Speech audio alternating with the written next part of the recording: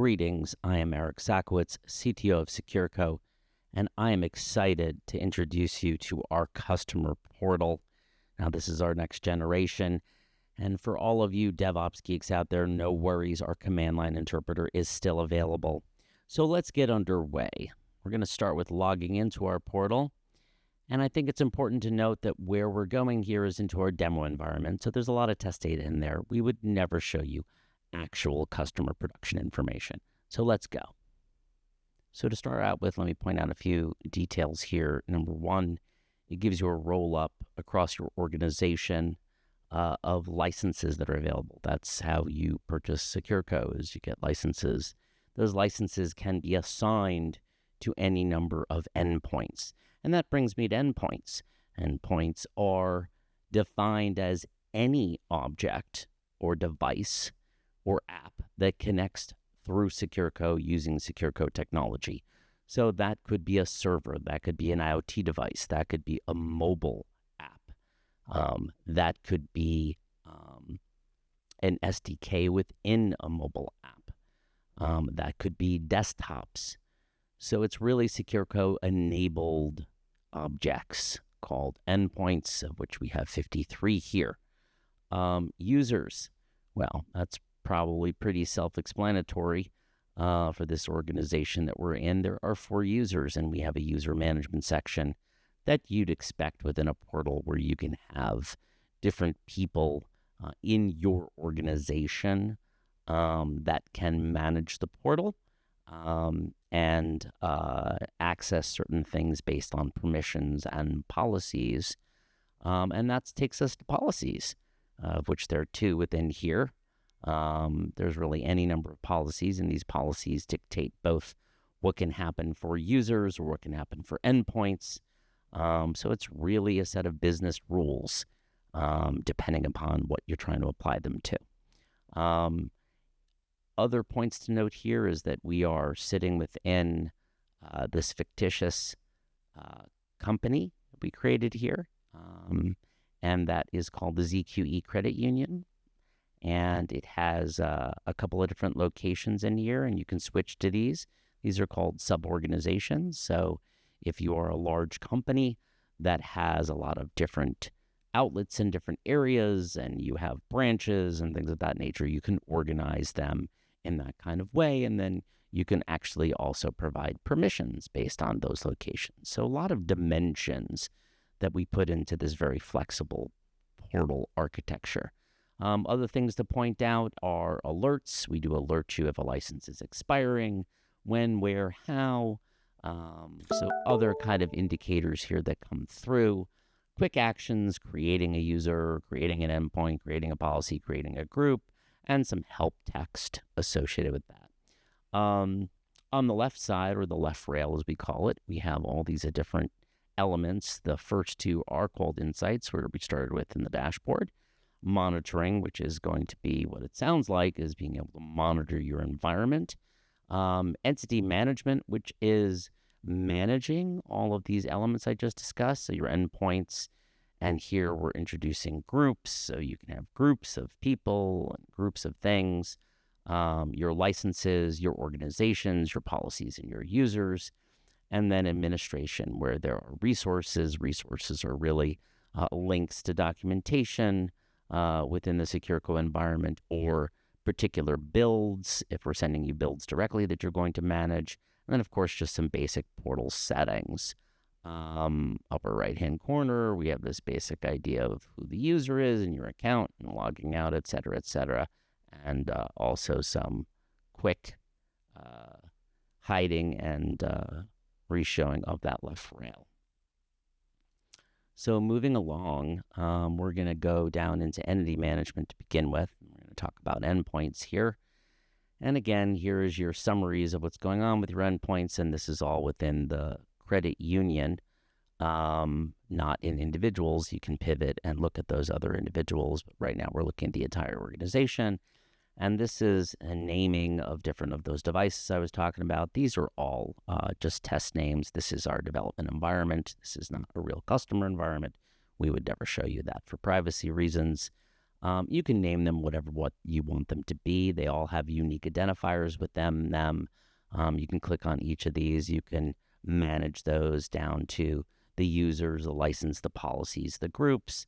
So you really can get down deep in configuring that. There are also ways to sort and look at different things in here and search across them. Again, these are names you're going to be associated with them when you add them. And there is some automation we have in our backend through our CLI that can do some of that automatically. Across the screen, we have type. So we do have a lot of different types, as we were talking about, of devices. It could be an embedded device. A client is pretty much just an application, gateway servers, auth servers, different types of servers, or an SDK. So a lot of different types right now. These are all listed as SDK. We have a couple of clients in there for workstations, things of that nature. So again, this is test data. Same thing as we move along on the left to groups. We have different groups you can create within that and put users in those groups, et cetera, et cetera. So ways to organize your people or sometimes your endpoints. So again, it's a very flexible, multi-dimensional interface. Licenses, as it sounds, all the licenses you have, what kind of products they're associated with, when do they start and when do they end, are they assigned? You can actually assign or unassigned licenses. So you get a pool of licenses from SecureCo and you can assign them to different endpoints or unassign them. And again, an endpoint can be a workstation or any kind of device. So pretty self-explanatory there. Same ability to search and look through these things. I'm going to bring it down to organizations now. This is where you can set up and create new organizations within your environment. In this case, we have Idaho, Virginia, Atlanta, London, New York. You can create any amount of organizations you want, however you want to set it up based on your particular environment. And policies, of which we just have a few. Policies are really JSON objects. And in this version, it's primarily it's handled in here. So this is where you create policies, and we'll have guides on creating those policies. In this case, this is a basic configuration of how many hops a particular device will take across our mesh network. That's an example. And then, DNS enforcement. So a lot of different rules and business rules you can apply here that flow down. And then, of course, on the left rail, we go to users, or different users. Are they owners? Are they admins? What groups are they a part of? Things of that nature. So, again, pretty traditional as far as portals go.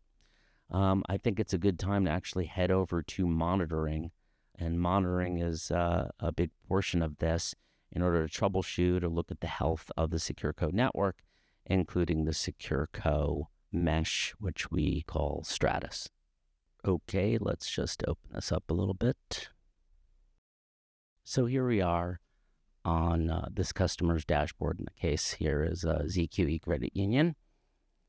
And there's a number of elements here on this dashboard. These are configurable, but this is a default template we provide. So in the upper left-hand corner, you're seeing an overall status of our hosted mesh solution, which is called Stratus. That is managed by us. So if it's up and functioning and performing as expected, it will be green. That will change to yellow or red if there are complications with that system. Moving over to the right, we give visibility into the actual servers that are running in the customer environment that are SecureCo enabled. Those are our gateway clusters. And in each cluster are 4 nodes, which are represented here by the green dots, showing that they're all up and functioning. You can hover over and see activity, as far as, in this case, the CPU time. And moving to the right, same thing for those clusters as disk space. And then moving down here over to the left is the amount of memory that you're using. So very basic metrics that are coming from those servers. Of course, since these servers are hosted and managed by the customer, you have visibility at a much deeper scale within your cloud environment or on-prem solution.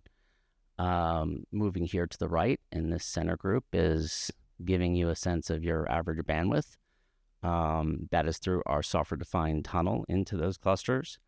And this is set at a 15-minute window. Now, these are all changeable to put it in whatever way you want to do. So these are all configurable. And you can change the dynamics of these. You can change the sizing of these like you would on a lot of major dashboards. Actually, the back end for this is Sumo Logic, which is a premier logging and monitoring solution. As we go down here, we also have a view into that cluster as far as the total bandwidth being consumed. So a couple of different dimensions on looking at activity on the bandwidth.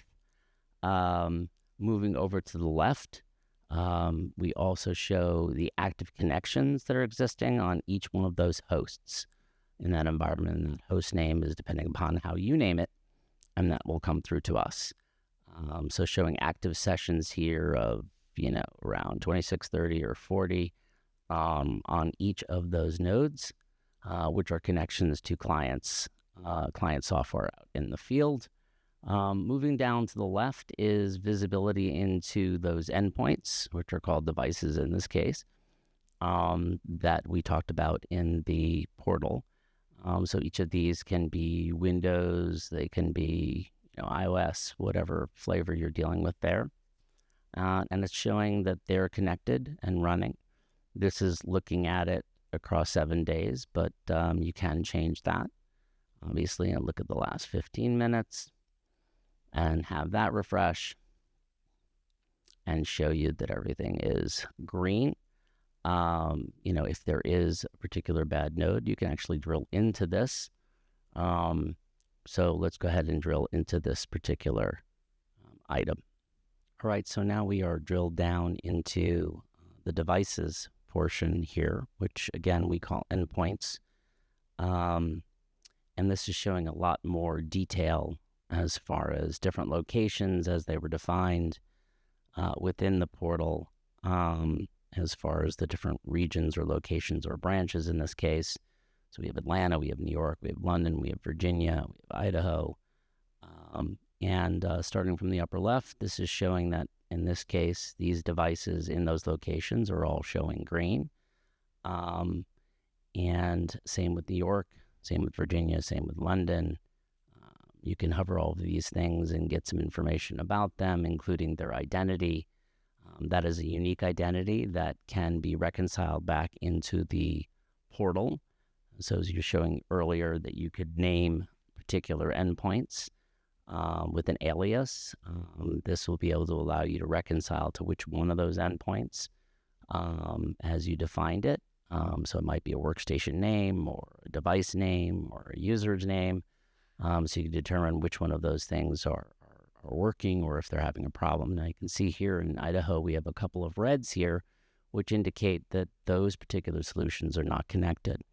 And let's talk about that for a second. Depending upon the implementation, if the customer is leveraging our software, our SDK, so our software development kit within their particular app, then typically, as long as that app is running on that workstation, it will show as green as long as the connection is good. If for some reason it's not, it'll show as red. And you can track back based on that unique identity on which of those machines are actually showcasing the problem. Now, in the case where our client software is used, so more of a UI-driven piece of software that's running, let's say, on Windows or Mac or on a mobile device, depending upon the configuration, that might be user-initiated. So if you have a scenario where you have that app running and the user purposely shuts it down, it's going to show as red. So it's not necessarily a problem. It might just be that the service was stopped by an individual there. This is all dependent upon how it's deployed, whether it's deployed as something where they cannot control the UI, which is certainly a policy, where they can't shut it down, It really depends on a bunch of different business rules of whether or not that particular device is set to be always on. So in these cases, I know that these particular workstations are just off in our environment, and someone stopped the application. As you drill down to the bottom here, we can get into a lot more detail about all of those identities. What kind of environment is it Windows? Is it connected at the moment? No, it's not here in this case. That's one of those ones above. So really, and we can get pretty detailed. And like I said, these dashboards can be customized for the particular use cases and needs of the individual customers.